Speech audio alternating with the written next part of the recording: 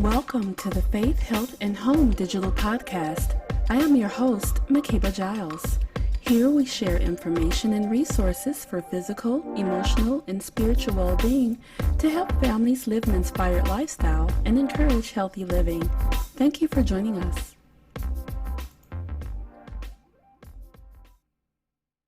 Chef Jernard is back. What's good, y'all? With 4 unique chefs, each with their own vibe. We're about to hook it up Afro-Cuban style. It's about to go down, Ghana style. I'm one of the pioneers in this vegan movement. It's all about those family dinners. Every week, Just want to get in there and get nasty with the chicken. watch them throw down. We have finally touched down. This looks incredible. I cannot wait. New Soul Kitchen. I can't wait either. New season premieres this October on CLEOTV. And I just want to, first of all, congratulate you for your new season of your show on CLEO Thank TV, you. Soul Kitchen. Thank you. And first, I want to talk about how the first seasons, like if you could just explain those or sum those first seasons up in a few words, what would you sum those first seasons up as for you? Yeah. The first season was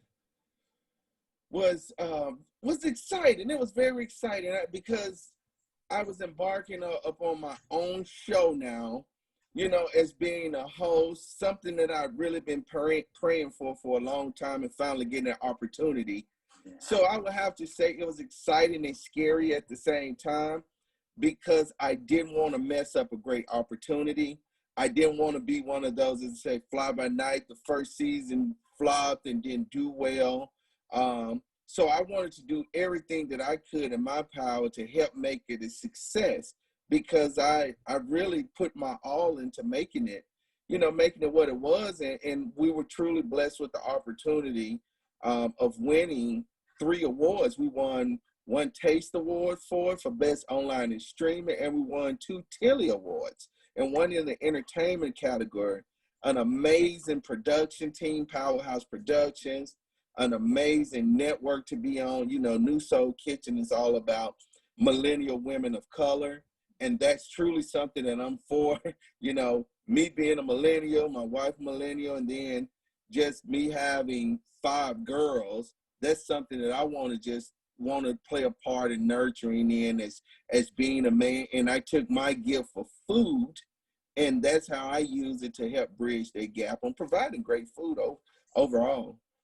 Absolutely, you sure do. Now, you mentioned that you and your lovely wife are both millennials, and that's a good thing to bring up because I'm actually a mom of 2 millennial people, 2 millennial kids, of one of which just he and his fiance just purchased their new home, and so they are now starting to get the gist of cooking for themselves and cooking for each other. So I'm going to ask you, millennial to millennial, if you are speaking to other fellow millennials who are just starting off, you know, just got into their new home, their new apartment, what advice would you give them for making the cooking regimen easy and making that transition from, you know, mama's cooking over to cooking for themselves?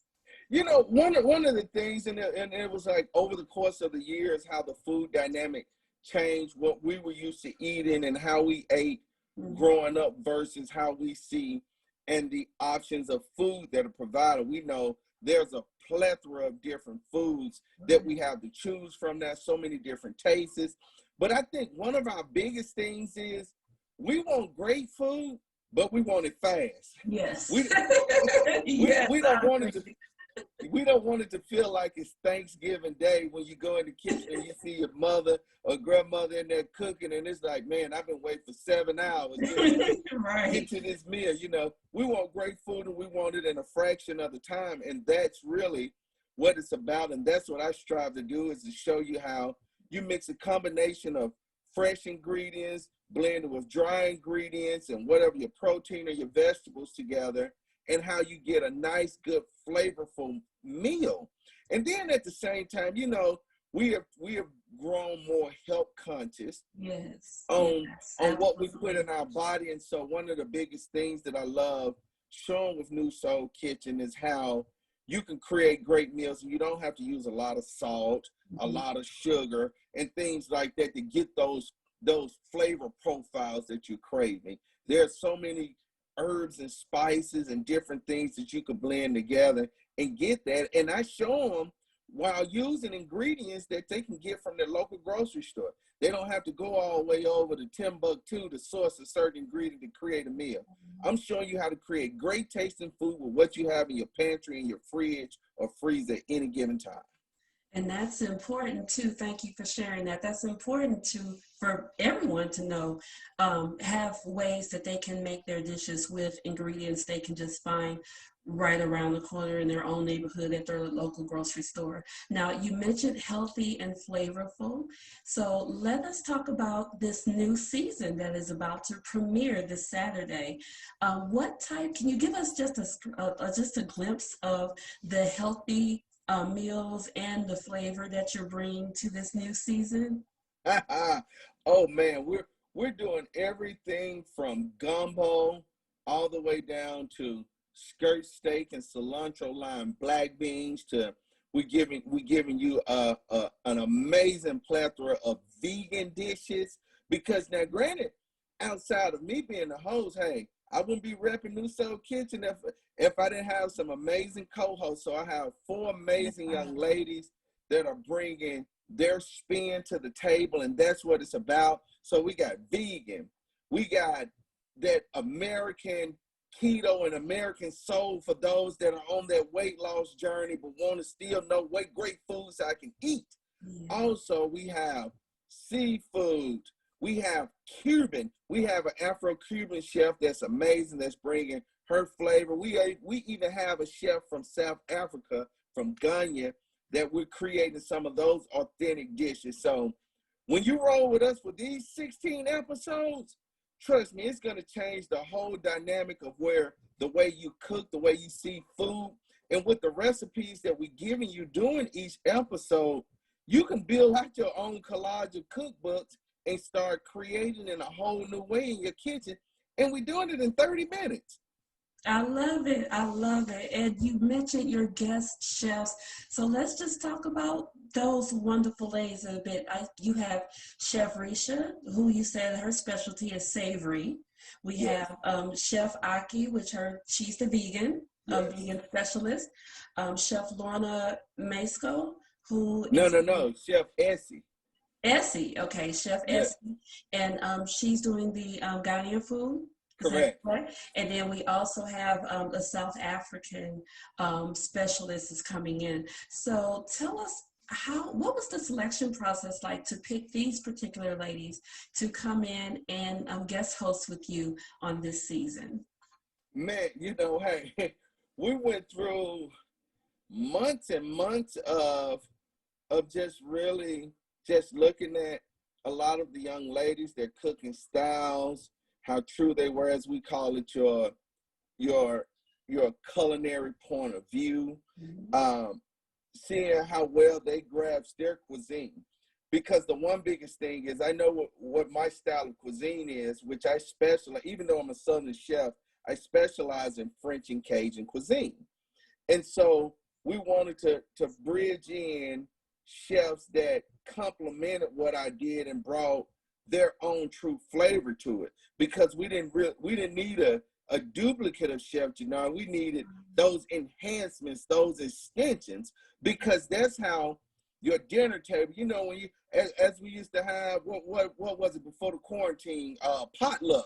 Exactly. When you have, your friends, family, people bringing over their different dishes, it was their different spin on whatever their dish was. And this is what we sought after with these amazing ladies. Whereas if Chef Jernard is creating a meal for a party, he bring in some of his best friends to create amazing dishes to really help set that meal off. And this is what we look for with these ladies. And trust me, they did that. I'm so excited. Sounds so very exciting.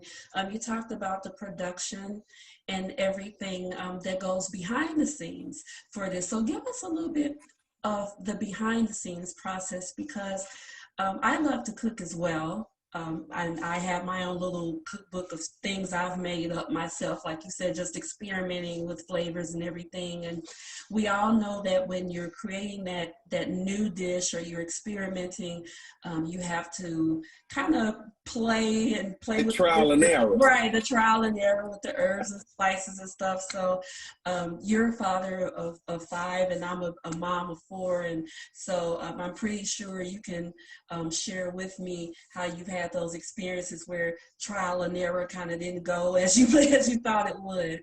So Yeah, and that's one of the things,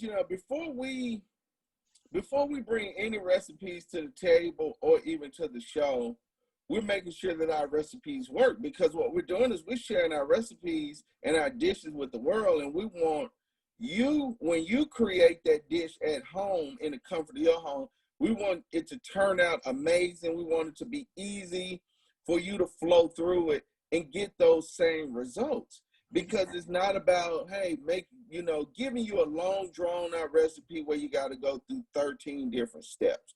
It's showing you how to create something off of as least steps as possible, and then how to get the maximum amount of flavor out of your ingredient. And so it was months of going through, hey, these recipes, because I got a ton of recipes, and granted, all of them are amazing, but it's certain ones that we wanted to really just put out into the world for this particular season. And it's just like how you feel on Monday. On Monday, you may be feeling like, hey, some smoked chicken, but then on Tuesday, you may be feeling like doing some shrimp scampi.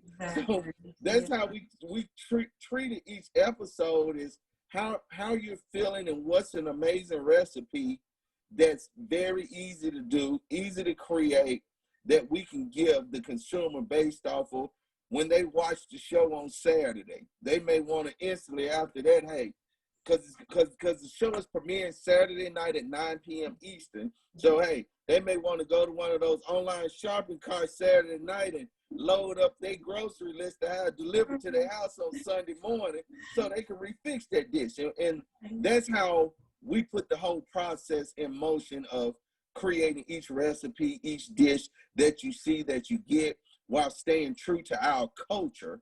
Yeah. But then now, hey, it's long hours. We're on set, we're filming 12 to 13 hours a day sometimes. And the reason why is not that it's taking us that long to create the meal, but we got a lot of moving parts. We're changing our sets. We got wardrobe changes, things of that nature. If it's an ingredient, like, hey, you going through your ingredient list when your sous chefs have it set out for you, and you're like, hey, I'm missing this ingredient. So now they're gonna make a store run to go grab that ingredient. And that's how it is, because we want to give it to you right. Yes, absolutely. And the reason why I asked you that question and had you talk about that in detail is because I want everyone to know that the viewers to know that they can feel confident in watching your show. They can feel confident in knowing, hey, I can recreate these dishes and it's going to taste good.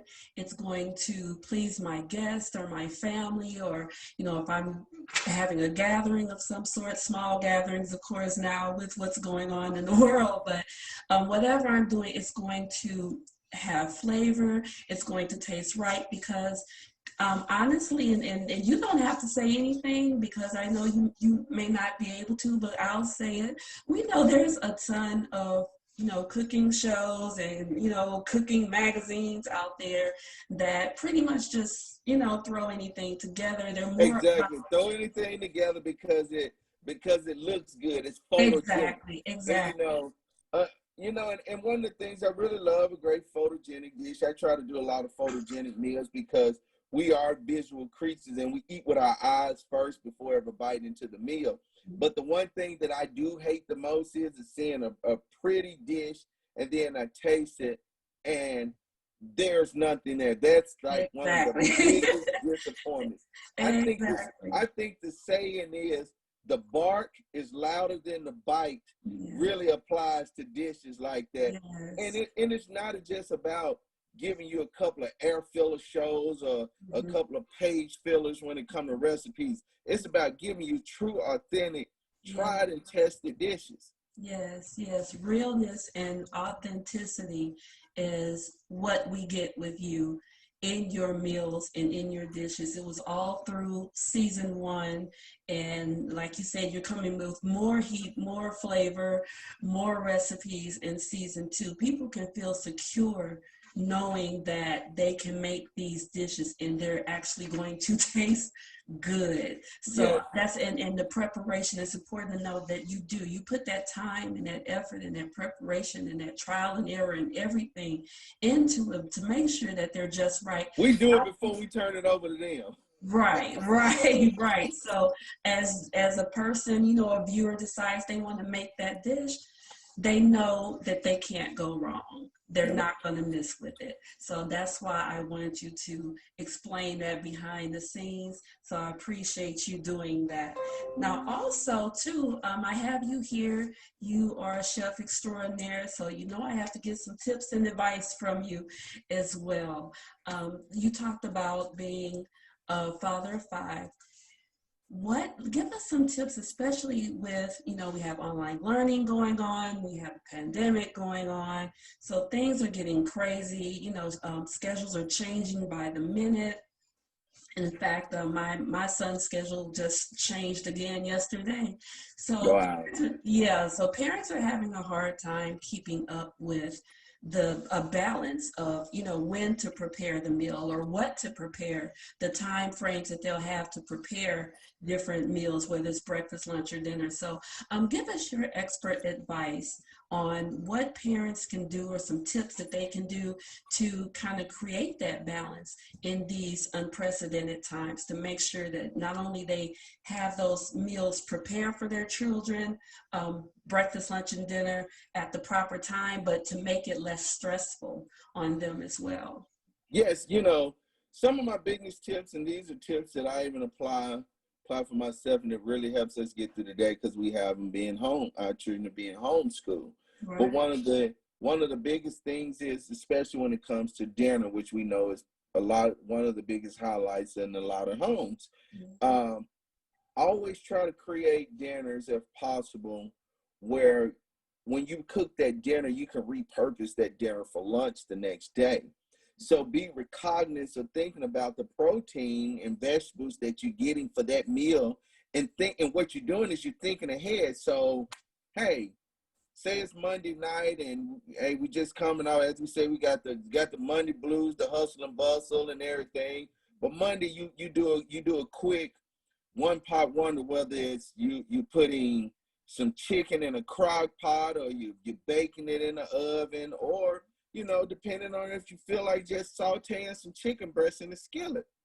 And you put whatever vegetables, but the purpose of why I said that, I'm just using the chicken, so the next day you have leftovers. You can do multiple things with those leftovers for lunch. Now, quick fix for the kids, so because if you're working from home, that you got a limited time to get away from your computer and come make sure they have what they need. So hey, you can take that same chicken, pull it apart. Now you can turn it into tacos. Because look, we on Taco Tuesday now. Right. You can turn it into tacos, and they can incorporate, if you did some corn with your dish the night before, now you can incorporate that corn in it, turn it into a taco salad bowl. If you don't want to do the tortilla shells or what have you, you can throw in your lettuce, your tomatoes, and you got a full meal, and you're giving them protein, your vegetables and grains and everything they need all in that one, and boom, you got lunch out the way.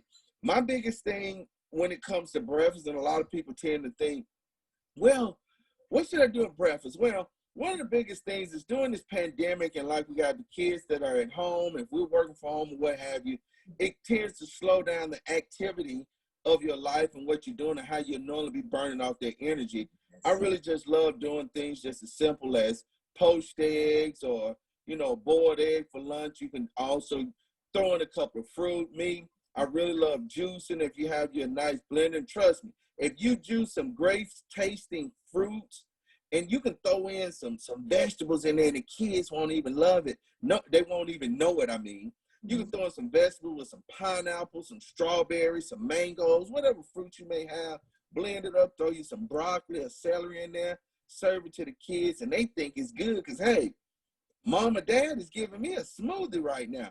But you give them everything to jumpstart the brain, to kick them off that morning instead of giving them a heavy, drawn-out breakfast. I ain't saying get up and go in the kitchen and hook them up chicken and waffles and biscuits and gravy. Now, granted, I love that too. Right. But, you know, we're living in a fast-paced life, and we're trying to do all this while being confined into our homes. Exactly. And that's why I had you share those tips, because we are, as you said, you're, Southern cook by tradition, and I'm a Southern girl as well. I'm based out of Arkansas, so I know all about the huge breakfast with the biscuits and the pancakes and the, like you said, every eggs and everything. Yeah. And it's a different time now, absolutely. And 2 of my children are virtual learning right now at home, and then I'm working from home. And so, yes, it's been a kind of a shift for a lot of parents to try to change from, that pack and go lunch or that big lunch in the morning to try to do something quickly so their child can hop on their computer in time for their classes. So you share some wonderful tips that didn't only sound delicious, but are also healthy and will give your children that brain power to get them through the day. So I really appreciate you sharing those. Now, I'm going to ask you something a little off kilter.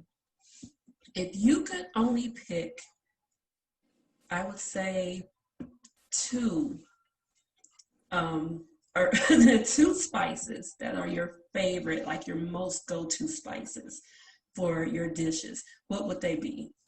Yeah, I think, oh my goodness. Yeah, that is a hard, but I think some of my most go-to spices is, I really love smoked paprika. Smoked paprika is kind of mild-mannered and their flavor, but the notes of getting smoked paprika, not traditional paprika, really brings out the essence in meals.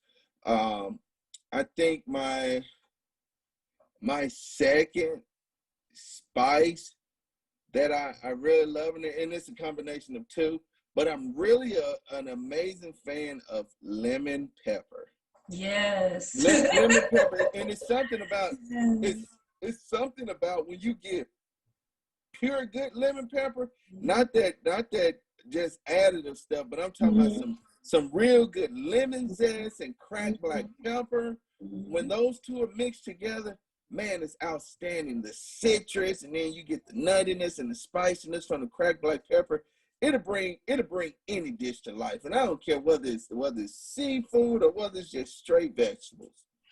The lemon pepper is one of my favorites too, so I'm glad you said that. Now, I asked you that because going back to that traditional cooking, old school, it's accent. Yeah. So Laurie's, Yes. salt and pepper. And like you said, there are plenty of other ways that you can bring out flavor and bring out a deliciousness to meals without using salt, pepper, and all those other things that include a ton of sodium.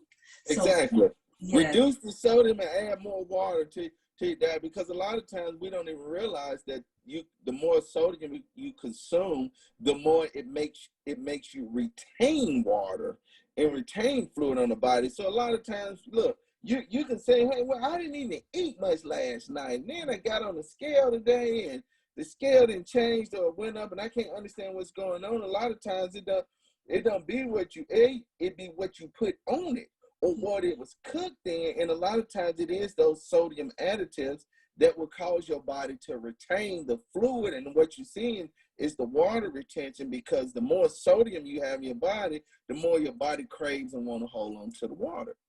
Yes, absolutely. And I have to ask you for one dish as well. What is your favorite heart-healthy dish that you like to make? My favorite heart-healthy dish is salmon. And what I really love, I really love salmon, and I think also cod too. But I love fish. I've always did, but I really love a nice ginger salmon. And what I do is I take ginger, and if you don't want to mince up your ginger, you can grab ginger paste out of your local grocery, because I always believe in giving that quick fix. But you can get you some ginger paste. You could mix in some cracked black pepper, some smoked paprika. You can blend those, and if there are any other favorite herbs and spices that you may like rosemary, thyme. I really love minced garlic, and I just coat it all over my salmon. And what I like to do is I like letting it sit for at least 10 minutes so those flavors can penetrate through the inside of that salmon, and then get me a nice cast iron skillet with some olive oil or avocado oil, and just sear that bad boy on each side, get a nice good crust, and man, that's what I'm talking about. And you're getting everything. You're getting omega-3 fatty acids from the salmon.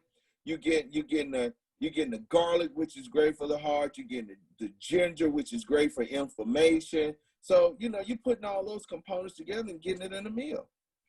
I love it. I love it. Thank you for joining me, because I do see what time it is. We're short on time. But we was having so much fun, we didn't even realize we ran through the right. Exactly. I would definitely love to do this again with you at any time. If you don't, or any of the followers, please definitely follow me at Chef Jernard, ChefJernard, and make sure they check out New Soul Kitchen, premiering this Saturday at 9 p.m. Eastern. Look, Absolutely. We're going to have a blast. Yes, don't miss it. And we definitely be watching and checking in with you throughout the season. Thank you so much. It has been a pleasure, and we'll be watching you on Saturday. Yes. And look, I look forward to finishing this conversation with you so we can talk about that cookware. Absolutely. We will throughout the season. Thank you again. Thank you as well. Day. All right, you too. Thank you for tuning in to the Faith, Health, and Home digital podcast. For transcripts of this episode and others, visit our website at faithhealthandhome.com. Also, be sure to subscribe to our podcast and connect with us on Facebook, Instagram, YouTube, and Twitter. Thank you again for joining us.